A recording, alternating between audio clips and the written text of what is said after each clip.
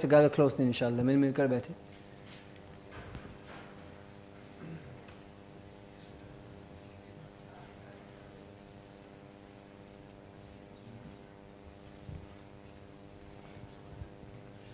बिस्मिल्लाहिर्रहमानिर्रहीम। अल्हम्दुलिल्लाह वहदहु वस्सलातु वस्सलामु अला मन ला नबिय्य बअद अम्मा बअद।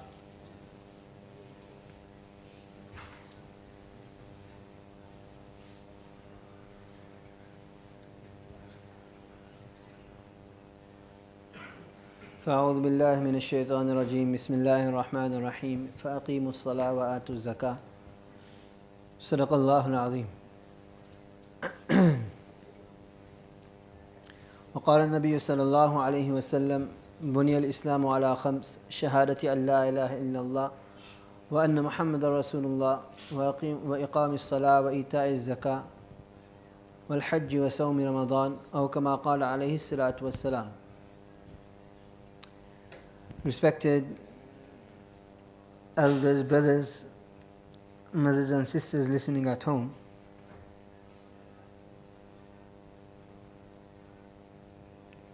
the Mufti Inayatullah Sahib Damat Barakatuhum was supposed to be delivering the program, but unfortunately he was unable to make it. Allah subhanahu wa ta'ala has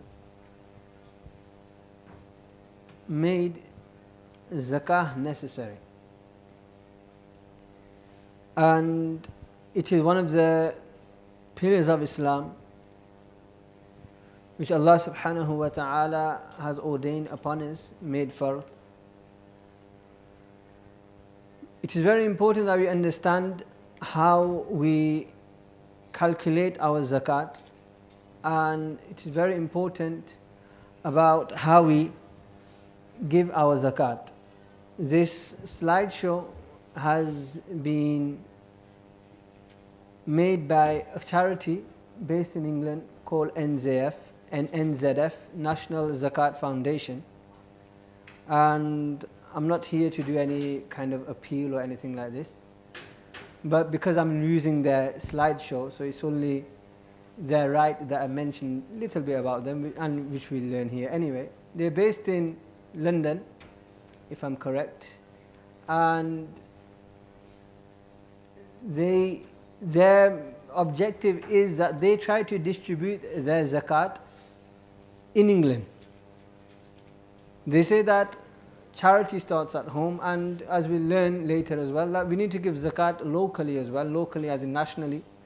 So they identify Muslims here in UK who are eligible for zakat, and they give them zakat because they are struggling to meet ends meet, and they are Muslim brothers living here in this country. So this charity, it was established for this particular reason, and it has been endorsed by many ulama as well. Mufti Zubair Butt of Bradford, great alim in this particular field of finance, etc., and other ulama are on board as well, and they here to assist those that give zakat and those that receive zakat. And he says here that they've collected 6.5 million to date, which they've distributed around the country. Now, coming on to the main topic at hand, zakat. What does zakat mean? The literal meaning of zakat is one meaning: purification, purifying. Another meaning of zakat is growth, and another meaning of zakat is blessing. This is the literal meaning of zakat. قَدْ أَفْلَحَ مَنْ زَكَّاهَا, as Allah subhanahu wa ta'ala mentions. Here is used in the meaning of purifying.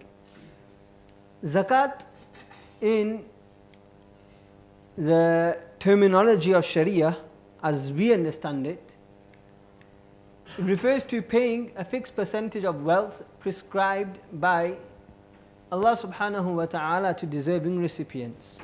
This is zakat. Now, what is the connection between the literal meaning and the technical Sharia meaning? That a person takes out a particular amount of his wealth and gives it to those in need who are eligible to receive the zakat.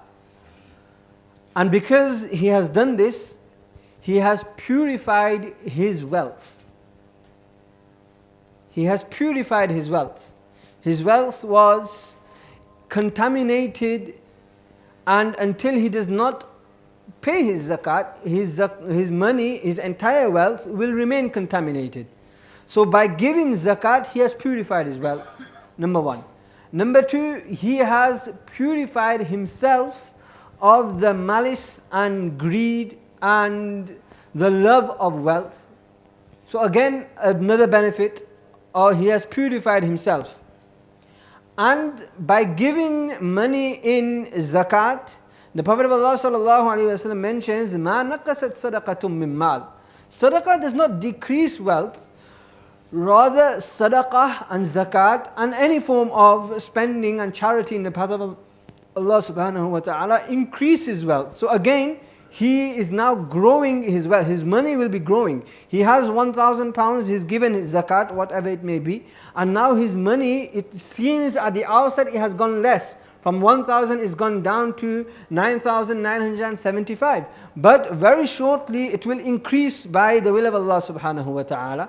And thirdly, he will receive barakat and blessing from Allah subhanahu wa ta'ala. So there is always a connection between the literal meaning and the technical meaning and the Sharia meaning. This is learned from the Arabic language when a person studies the language, and he needs to find out the actual, because there are many words which Shariat stipulates. For example, namaz, salat, it has a particular meaning in Shariat, but then this word was used prior to Islam as well. So what was it used then? So you need to know the link between the two. Hajj, zakat, sabar, shukr, all these words, these have all connection with the literal meaning and the Sharia meaning as well.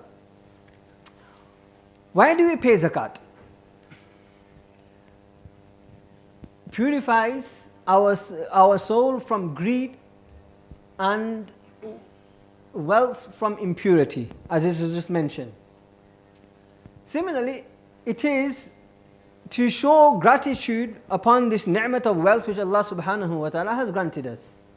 Allah has given us wealth, so we are spending this in the path which Allah subhanahu wa ta'ala has made upon us to spend. So we are showing shukr to Allah subhanahu wa ta'ala. It is an obligation mentioned 28 times alongside salat in the Quran.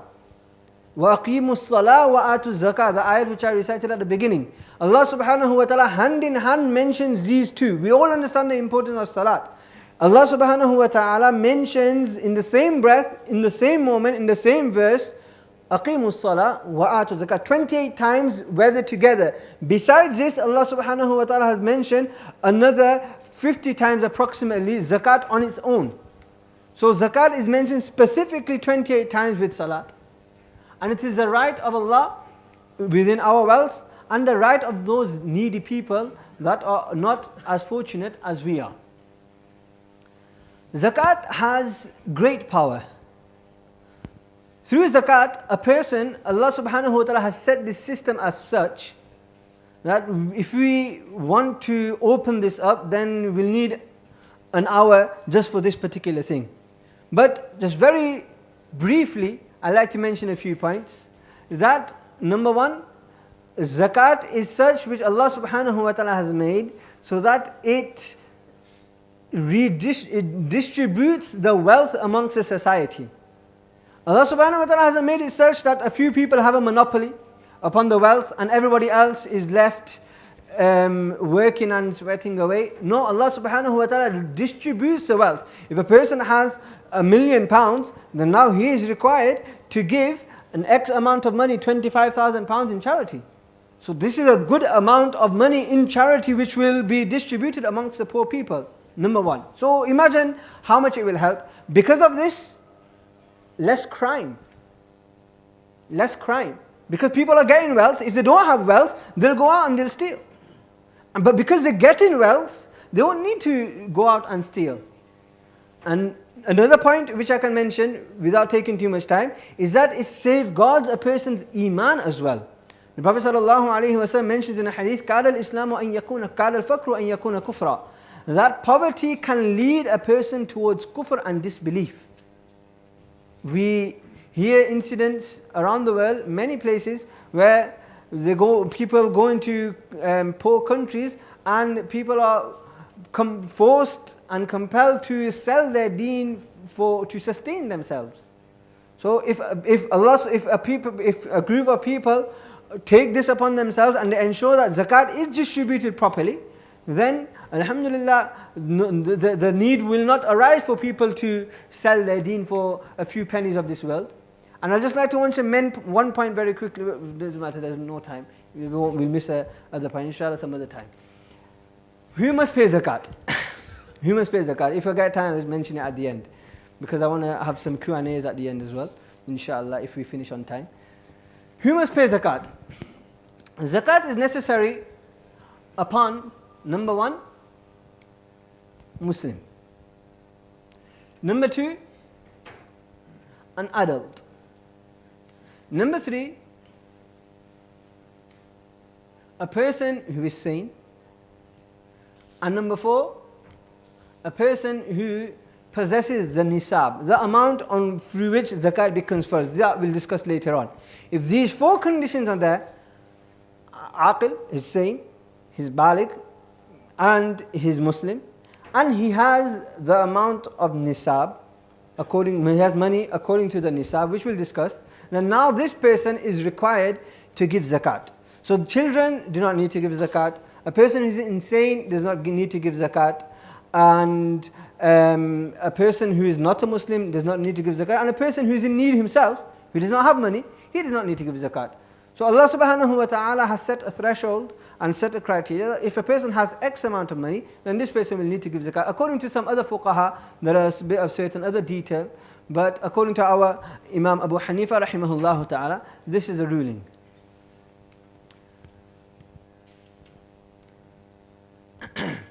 Now, we need to know, we're all aqil, sane, we're all baligh, and we're all Muslim. Now we need to know, is zakat farz or not? Because now the only thing, the first 3 points are obvious for every individual. We're all Muslims, we're all baligh, and we're all sane. The fourth point is do I have nisab or not? Do I have nisab or not? This is what we now need to identify. So for this, we'll need to calculate the amount of money we have. So we need to know what things we need to take into consideration when calculating our possessions and our wealth. So zakat is calculated on a snapshot or balance sheet basis. It is not income or cash flow related. That means that a person, he needs to know how much money he has in his possession at this moment in time. Bas. It is not that, okay, I am paying rent on my property this much, so I exclude this, or I am getting rental income for every month X amount of time. So no, it's how much money a person has in his account at this moment in time. Yes, liabilities, loans, etc. will be taken into consideration, but basically it's not on a cash flow, meaning a person does not think that, okay, I am getting paid and on every month, so I will calculate it on every month on basis. No, when the date price and comes, then a person will need to sit down and calculate his possession at that particular moment in time. So what is zakat is payable on what is owned on your zakat anniversary. On your zakat anniversary, whatever money a person possesses, that is what you will pay. What is zakat anniversary? This will come in the next slide. How will a person calculate his zakat anniversary? I'll explain in the next slide, inshallah. So regardless duration of possession. So for example, let's say for argument's sake, your zakat anniversary is today. For argument's sake, your zakat anniversary is today. So if a person gets £1,000, he only got £1,000 yesterday, he will have to include that in his calculation. So it's not that I only got this yesterday, so 1 year or whatever. No, whatever a person has and possesses on his anniversary, that is what he will need to pay. And this is an individual obligation. It needs to be calculated individually. Your zakat, you will not need to calculate. The wife's zakat, she will need to calculate. If you are in partnership with another individual, you need to calculate your own zakat. Zakat is on an individual basis. It is your responsibility that you calculate your own zakat. And for this, you need to sit down with your balance sheets and actually work it out. Not guesstimate, not just think that, okay, I have this much and I think that person owed me this much, but I think I owe him that much, and I had 5,000 in my bank yesterday and it's probably just about 5,100 anyway today. No, we need to sit down with the balance sheets and look at and get the actual amounts, note them down and calculate properly. Nisab. What is nisab? Nisab is the threshold for net zakatable assets at which zakat becomes due. So that amount which Allah subhanahu wa ta'ala has stipulated, that zakat, if a person has this much of certain assets, net zakatable asset, because you won't include anything you possess. There's only certain thing which you'll include. So if that amount of assets which you have, if they come to that amount which Allah subhanahu wa ta'ala has stipulated, then zakat will need to be paid. How much is that? The Prophet sallallahu alaihi wasallam has stipulated this. Number one, 20 mithqal of gold, which in our terms is 87.48 grams of gold. Today's rate is approximately 2,756 pounds. 87.48 grams of gold is today's price. Number two, 200 dirhams of silver, which in our language, in our terms, in our day today, is 612.36 grams of silver. And this, to today's date, is 256 pounds. 263 pounds. 263 pounds, today's price. So if a person has only gold, then a person will calculate this. If a person has mixed assets, a person has a bit of cash, and if it's a woman, she has some gold, she has some silver, then she will calculate and we will calculate according to this. So generally here, nobody only has gold. We all have money as well, pounds, etc. So we will take this nisab. So if anybody here today has, according to today's rate, 263 pounds, then he is sahibul nisab, he owns the nisab. He owns the nisab, so now he may need to pay zakat. He may need to pay zakat. But remember that the nisab you will need to take out on your zakat anniversary date. So this is today's date. If your zakat anniversary was not today, if your zakat anniversary was 2 months ago, then you will need to go according to the nisab of that particular date. If your zakat anniversary is in 2 months later, then you will need to go according to the zakat date on that particular date. For this, there's a website, Darul Fiqh, which is, you can go onto Google and just type in the price of gold or the price of silver, because you take the silver nisab. So price of silver, it'll give you the amount of how much 1 kilogram of silver is worth, and then you can work it out like that. Or the easier way, if there's a website called Darul Fiqh, which is run by Mufti Sahib in Leicester. He has updated nisab dates on a daily basis.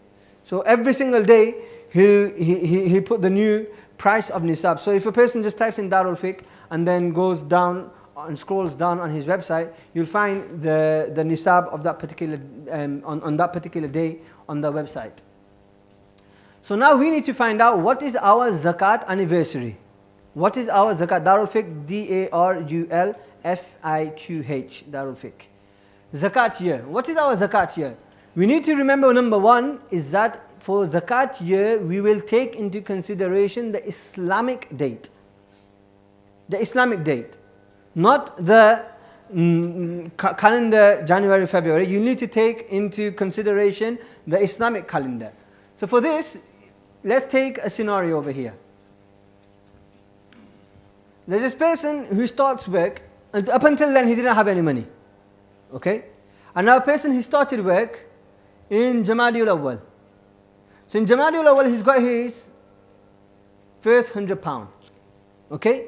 The zakat, for argument's sake, is £250. Okay? Let's say, assume that the zakat is the nisab is £250. Okay? So on Jamadiul Awwal, this person had £100. Does he have the nisab? No. In Jamadiul Thani, he gets his second paycheck, and now he's on 200 and around £75. Does he have more than the nisab? Yes. Okay? And then the year continues, up, up, up, goes down a little bit, up, down, up, down, up, down, up, down. Okay? So now,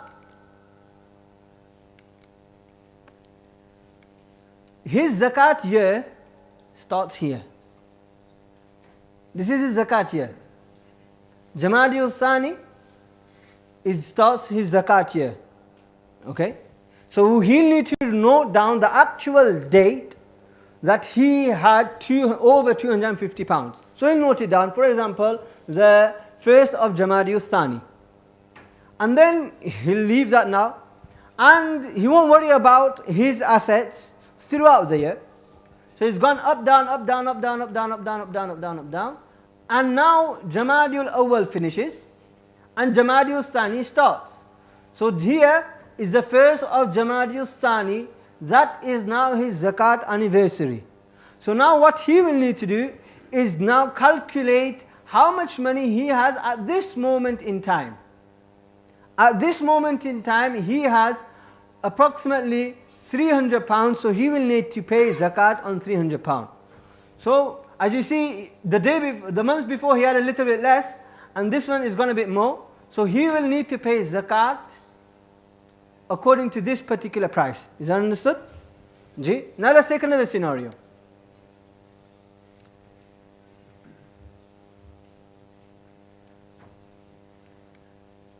His zakat year starts here. He gets some money here. Okay, no, he's not sahibun nisab, so you don't ignore this. And then Jamadiul Thani again, he is in possession of more than £250. So now his zakat year will start in Jamadiul Thani. Now this fluctuates again, up, down, down, down, up, down, down, goes a bit up and it goes down again.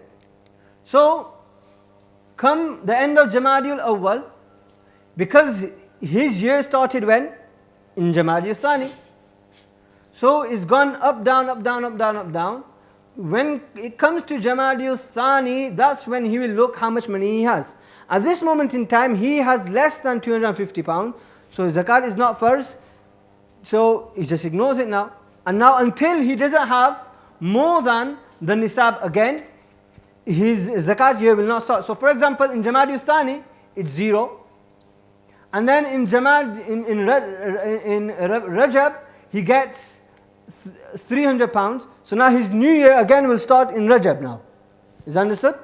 Yes? Is that clear? So his year starts here because that's when he becomes sahibun nisab. But he won't look at in between. He'll now just look again at Jamadiul Thani. Jamadiul Thani, does he have the nisab? Yes or no? No. So he doesn't need to give zakat. Yes, he will need to give zakat. Is that understood? Now let's take another situation. Here, he is sahibun nisab in Jamadiul Awwal. And now it goes up, down, up, down, up, down. It goes underneath. But now it goes into the minus. As you see, he's gone 0 and it's gone down under 0. If it goes underneath, up, down, then you ignore that. It doesn't matter. You just look here and look there. But when it goes underneath the 0, if it goes in the minus, he has an overdraft of great money, or he has, for example, many debts upon his head.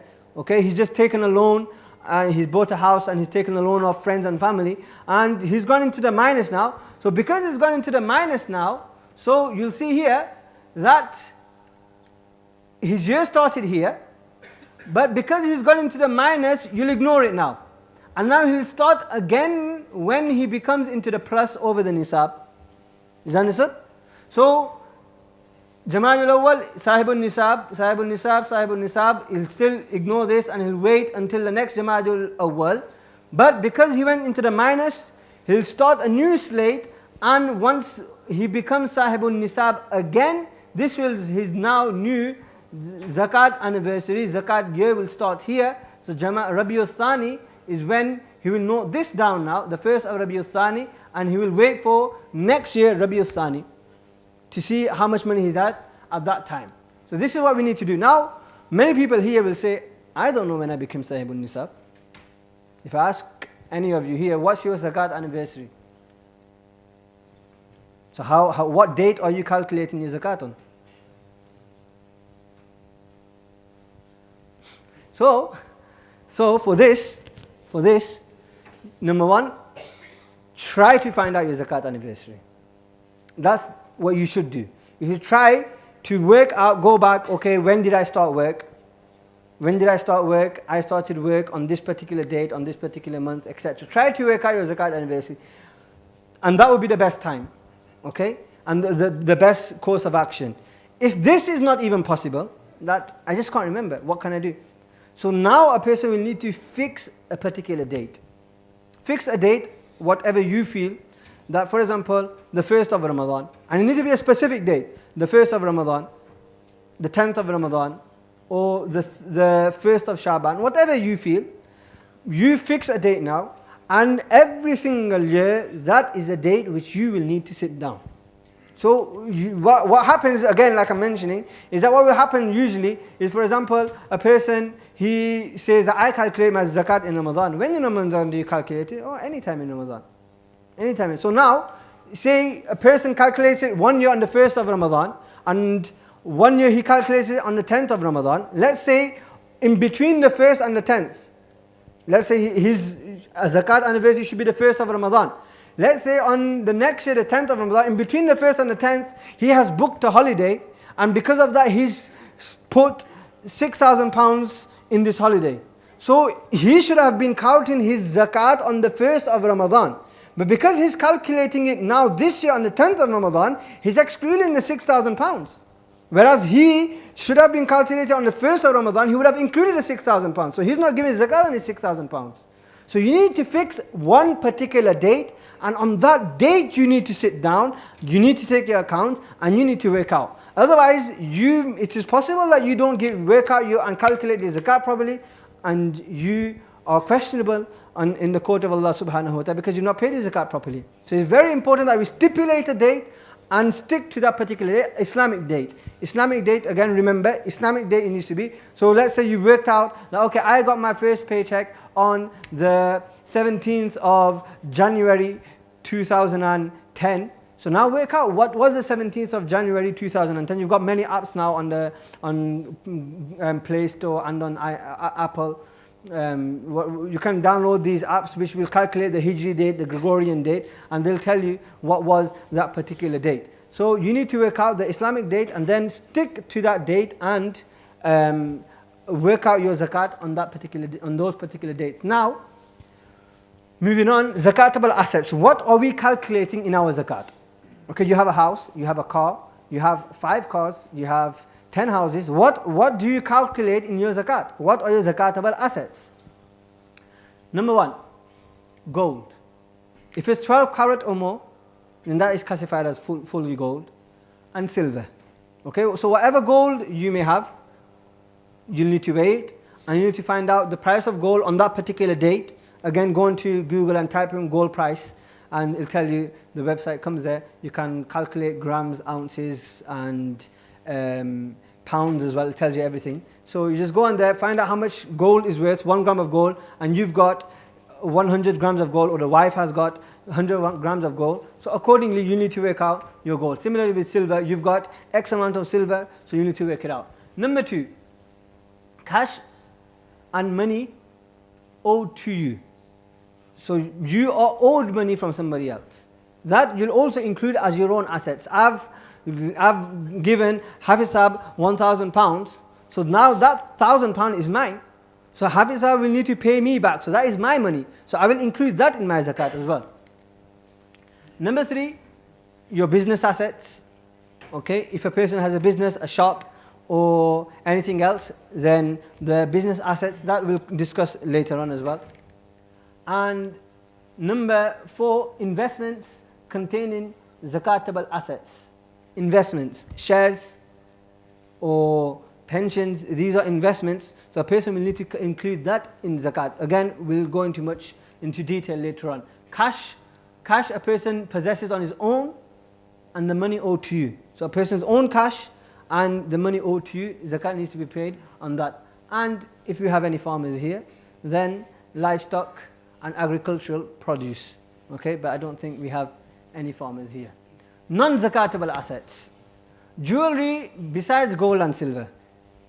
Jewelry besides gold and silver, a person does not need to pay zakat. If the gold and silver plated, then again, you will not need to pay zakat, because it's not, the majority of the metal is non-gold, so a person will not need to pay zakat on that.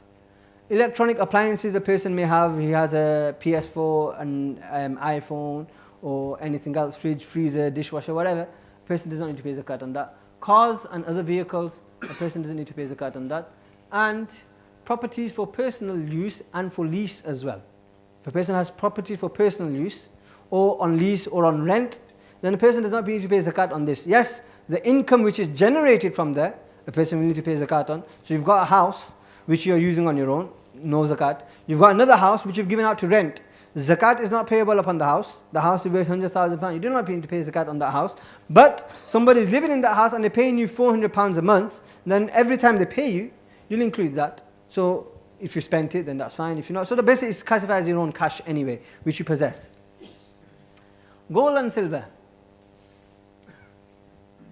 Gold and silver in any form are subject to zakat, whether they are worn or whether they are stored. Okay, so whether you wear it, whether they're just kept, wherever you keep them hidden away, in whichever place you hide them, you still need to pay zakat, because it's classified as a commodity which increases in price. According to other ulama, according to Baz, Aimma, besides Hanafiya, you do not need to give zakat on particular amounts of gold. But according to us, yes, mixed metal jewelry, the gold and silver content is zakatable. So you need to go to the jeweler. So if you've got, for example, a necklace which is gold and it's got diamonds and other things as well, so it's got other metals as well, so then you'll take it to the jeweler. He'll say, okay, it's got this amount of gold in it, so it's worth this much amount.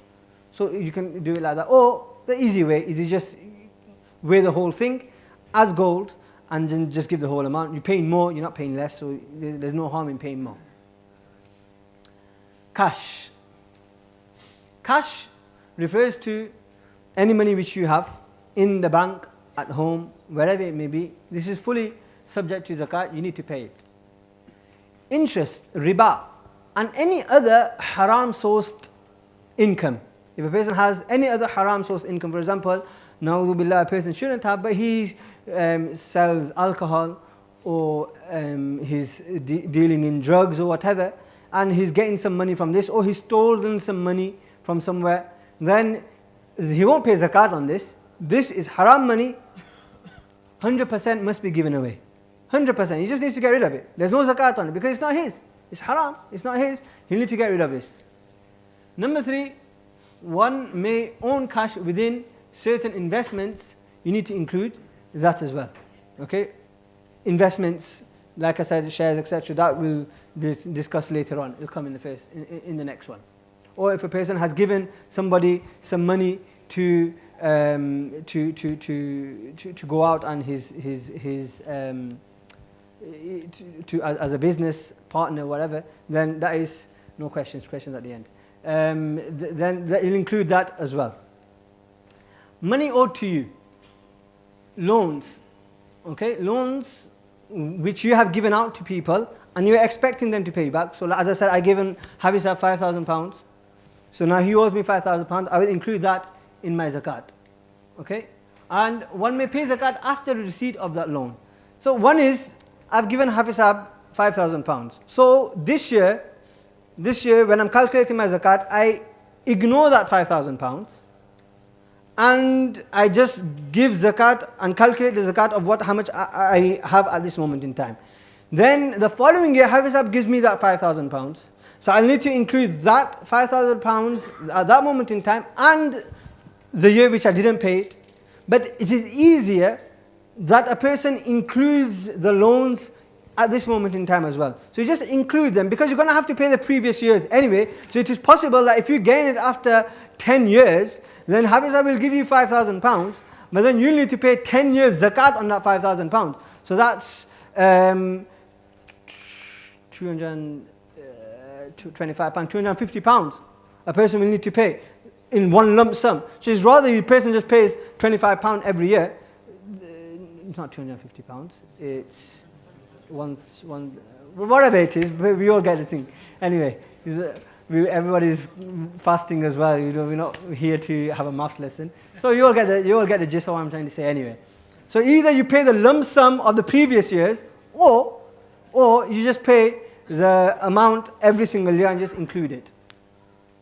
Non-zakatable loans which are you've given without any hope of repayment. For example, you've given, we've had many instances of this. You've given somebody, they say, "Oh, give me £10,000 and I'll pay you back." So you're giving him £10,000, and now he's gone off, he's run away, he's disappeared wherever it may be, whether it's Dubai, whether it's anywhere else, wherever, he run away, and now this person is not. There's no chance you're going to get your money from him. So this, you do not need to pay zakat on this. You do not need to pay zakat on this. Wages. Okay, you are due wages. Okay, so you are working at a particular place, and for whatever reason your employer does not pay you on a monthly basis, and now he's not paid you for 6 months. He's not paid you for 6 months. So today you are calculating your zakat and you are due 6 months of wages. You won't include those 6 months. When you get it, then at that time you'll see. At this moment in time, it's not, so you don't need to pay this. Mahar, which the wife needs to be given, so you still haven't paid your wife her mahar, for whatever reason. It is her haq, you need to pay immediately. If you haven't, go hurry up and pay her immediately. This is her right. But if you haven't for whatever reason, then she does not need to pay zakat on that amount. And outstanding inheritance shares. So the father has passed away and wealth has still not been distributed amongst the children. So they know that they're going to get a cut from the father, all the children. But still, because they haven't received it, they do not need to, just click the thingy. They do not need to pay the zakat on that amount. Just hit there. No. Just, yeah, that's it. Business assets. What are business assets? Many people have businesses, shops, etc. What do? Business assets is something which you have bought to sell. An asset purchased to resell becomes a business asset. So I, for example, have a house and now I'm selling my house. Okay? That is not a business asset. I have my phone, I bought a new phone, and now I'm selling my phone, my old one. That is not a business asset. But I bought a house with the intention of selling, or I bought an item with the intention of selling, that is classified as a business asset. So this you will include in your zakat. So anything purchased with the intention to resell is to be valued at its sale price for zakat purposes. So I have bought a house to sell. Okay, I bought a house to sell. So this house is worth £150,000. So when calculating my zakat, I've got 5,000 in the bank, I've got 10,000 in my pocket, and £150,000 of the house, I will include that, £150,000. So the market value, the price of it selling, that is what we will include. So your stock in your shop, you've got chocolates, you've got sweets, you've got phones, you've got phone cases, you've got chargers. How much are they worth? You sell a charger for £5, so you buy it for £2, but you're selling it for £5. So you've got 10 chargers, which you bought for £2, so £20, but you're selling them for £5, so it'll be £50. When you calculate it as zakat, you will have to include it as your selling price, not the price you bought it for. Similarly, you need to include whatever cash you possess, any money which you are owed, okay? Any money which you are owed. You've sold a few things and people haven't paid you back yet. You'll have to include that because that's a loan which you are owed. That's something which you are owed. And similarly, any stock which you have, this is included as well. The things which are not included in your business, any goodwill and other intangible assets. So you're just giving some people a gift, whatever you've said in your mind that I'm going to give somebody at the end of the, I'm going to give a bonus to somebody. Okay, I'm just going to give a bonus to somebody, one of your employees. I'm going to give him a bonus at the end. So you won't include that. You could, or somebody owes you a bonus, whatever, then you won't include that. Similarly, the actual building, the furnishings, your computers used, your tills, etc., your furniture items, these kind of things, furnishings, these are not included also. So basically, buying and selling, if you're buying with the intention of sale, then you need to give zakat on the entire asset value if intention is made at the time of purchase. Okay, so you read the retail price, okay, how much it's worth in the market. And any surplus income underlying zakatable assets. And if you're buying with any other intention, then zakat is not payable.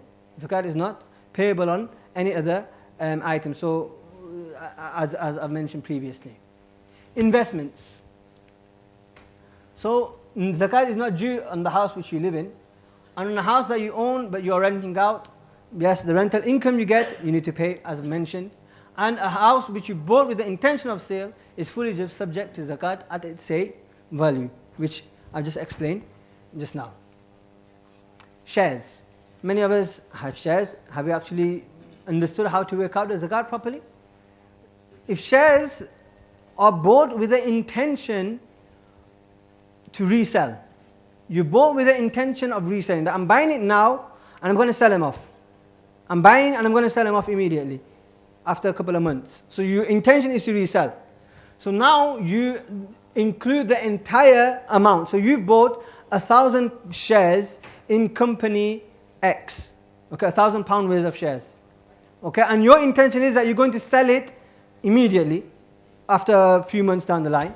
So you bought it with the intention of selling, so you will have to calculate that, okay, £1,000 of shares I have in that company, so you'll need to give zakat upon the entire £1,000. If shares are purchased as long-term investment, then in this, zakat is due on the zakatable assets of the company. On the zakatable assets on the company. This I'll elaborate with an example in the next slide. Dividends the person receives. The person will receive his dividends at the end of the year. A person will receive dividends. Then this is income coming in. As soon as he receives the dividends, he will need to include that in the zakat as well. So now,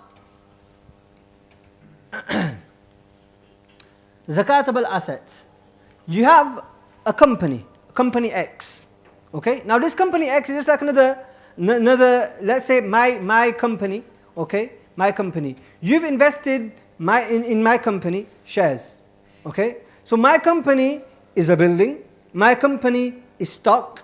My company is the furnishing. My company is many other things as well. So there are certain things which are zakatable assets, and my company is worth £100,000 or £1 million, let's say for argument's sake. My company is worth £1 million, but there are the building which is worth £500,000. So you don't need to pay zakat on the building. Do you understand? You've got some other machinery in my company. You don't need to pay zakat on the machinery. You only pay zakat on the stock. You pay zakat on those things the loans which we are owed, etc., etc. So for this, you will need to identify in your company what are the zakatable assets and what are the non-zakatable assets. What are the zakatable assets and what are the non-zakatable assets. So once you understand this, then you will need to pay zakat on the percentage of the current assets in ratio to his share value. What does that mean? Let's take this example. Like you've invested and you've bought £1,000 of shares in my company. But in my company, 40% of my company's assets are fixed assets, non-zakatable. Machinery, buildings, furniture, etc. The remaining 60% of my company are current assets, cash, stock in trade, receivable loans. So now you've invested £1,000 in my company, so you don't need to pay zakat on the full £1 million or the entire my company. My company will then be split into 60% which are zakatable assets and into 40% which are non-zakatable assets. So then zakat will be paid on the 60% of £1,000. You understand? 60% of £1,000, and which is £600. So £600 you will need to pay zakat on. So you've got £1,000 worth of shares in that company. So you will need to work out how much are zakatable assets, how much are non-zakatable assets, and then once you've worked out the share, you will need to get that ratio within your investment and then work out accordingly. So for this, you will need to read that big report which they send you every year and which you just put to the side and you never bat an eyelid to. You just get the paper and you say, okay, how much dividends have I got this year, and that's it. That's all you look at. You don't look at how much loans they're worth, or how much the company is worth, or how much money they owed, or how much you need to. If you want, you can just include the entire amount. If you don't want to do the nitty-gritty, then say, okay, £1,000 worth of shares, £1,000 I'm going to pay zakat on. But if you have a lot of shares and it may be a big amount, then you may need to work out the zakatable assets, non-zakatable assets, and then break it down accordingly. Pensions. Now pensions are different types of pensions.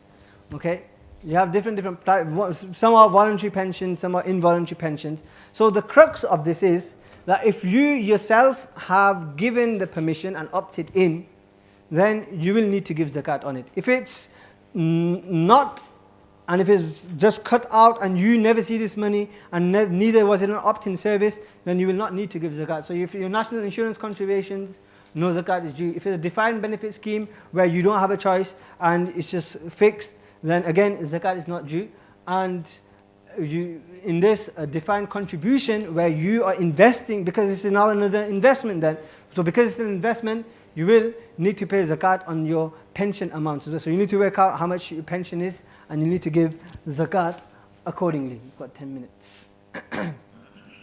So because you have ownership of the accumulated assets, the wealth is productive, it's an investment, and your possession is affected through the fund manager. You've said that, okay, you have permission to invest my money in pensions, then you will need to pay zakat on this amount. Livestock, do you have any farmers here? Yes? No? If you have cattle, sheep, goats, camels, zakat will need to be paid on this.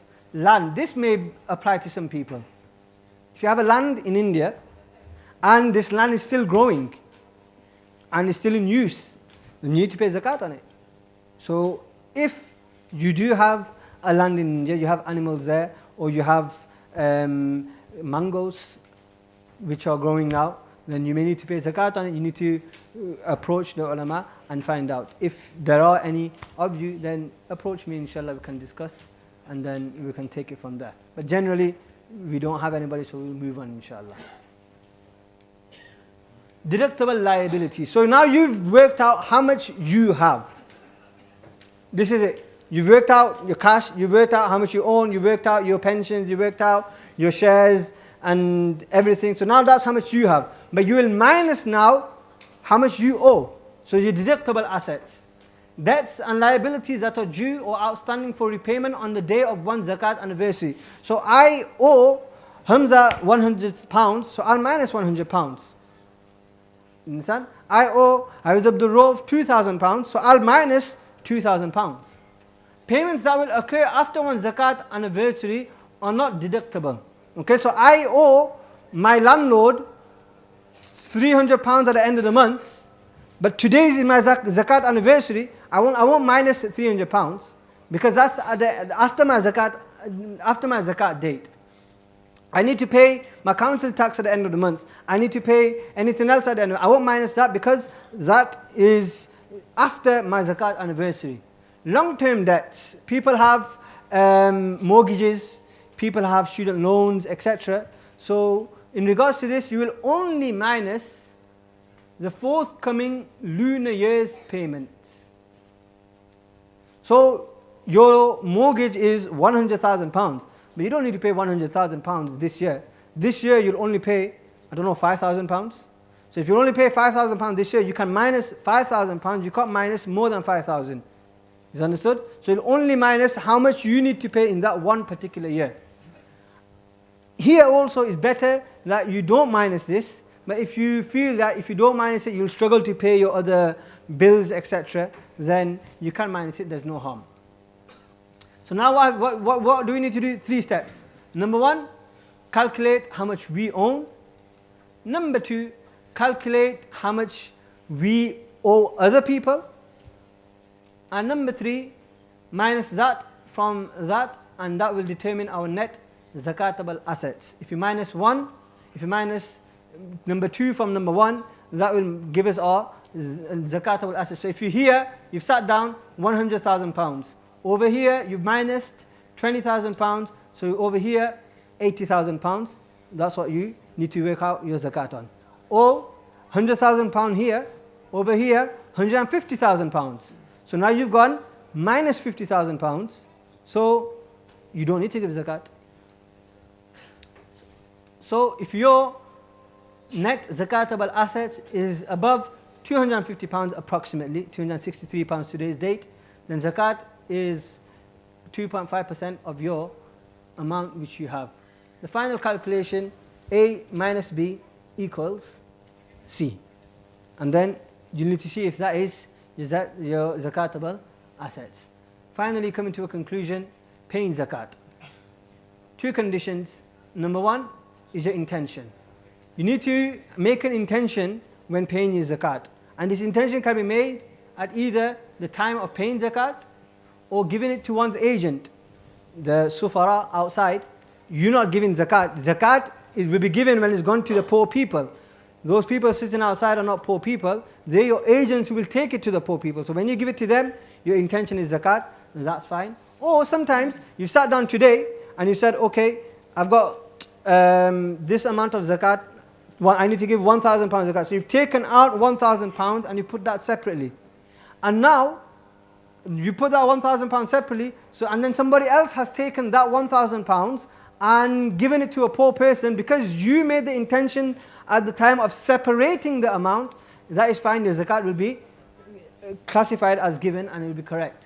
Number 2, second condition of paying zakat, tamleek. You need to make the person who you're giving zakat the owner, transferal of ownership. You have this £1,000 is yours at this moment in time. You need to give this to that poor person and need to make him the owner. How will you make him the owner?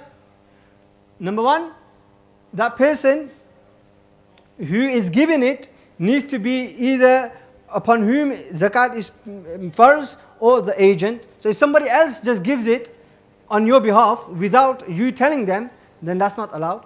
Number 2, the recipient must be a natural living person entitled to receive zakat and not a legal entity. Number 3, recipient must acquire possession and become the owner unconditionally. You give him and say, this is your money now. That's it. You don't need to tell him it's zakat, you just give him the money and say, this is your money, full stop. And number 3, the transfer must not be remuneration or consideration for services. So it's not that somebody has done a job for you and he's just done it fi sabilillah, he's a poor person, and now you thought, okay, let me give some of my zakat to him. Because this should be consideration, this will seem as a service. This should be seen as a service. That he has done something for you and you have paid him on this. So that's why the zakat will not be classified and that won't be classified as tamleek. That won't be made that you have made him the ownership. That will be classified as you have just paid him for the job which he has done for you. Another thing, one should not delay in paying zakat. Try to give it as soon as possible and not delay. Yes, generally people tend to delay it until Ramadan. It is not preferable. One should try to hasten in giving the zakat. Who do you give it to now? Who do you give it to? Poor and needy. Number 2, those in debt. Number 3, any Muslim not from the Banu Hashim. Any Muslim not from the Banu Hashim. Those in debt, many people are in debt. They might have purchased a house and they're in debt, so you can give it to them. People have not taken out an insurance, they didn't take out a health insurance, and now they need to undergo great medical costs. So you need to give them zakat as well. You can give them, they're eligible for zakat. People in our country are eligible for zakat, you should give them zakat. You shouldn't think that, oh, they have a house, whatever. They're in debt, you can give them zakat, there's no harm in this. Who can you not give zakat to? Mosques, schools, hospitals, burial expenses, because it's not a person. Zakat cannot be given to lineal ascendants and descendants. Father, forefather, meaning father, grandfather, son, daughter, grandson, granddaughter. You can, one spouse, you can't give it to, husband can't give it to the wife, wife can't give it to the husband. You can give it to siblings, you can give it to the brothers, can give it to the sister, sister can give it to the brother, that's fine. So if your brother is in need of zakat, he's in debt, then give you zakat money, it's fine. Wages for any work that benefits the payer. Zakat cannot give it, I've explained this also. Where to give zakat? Again, preferably start at home, thereafter go outside. So that's why this NZF is for, that each country is more worthy of its own zakat. So it's preferably you should give it to your family, local, and then international. If a person has missed zakat, he needs to calculate the previous zakats, no time, inshallah. If a person wishes to find out anymore, then he can approach me, inshallah, and otherwise go on misszakat.com and they can find some other details on there. There's no time for Q&As, unfortunately, but if you have any questions, you can see me after. I'm here all the time, so see me after, inshallah. Hope this clarifies many things. Allah subhanahu wa ta'ala grant us the ability to calculate our zakat properly and to give and to fulfill this obligation and responsibility. Jazakumullahu khairan.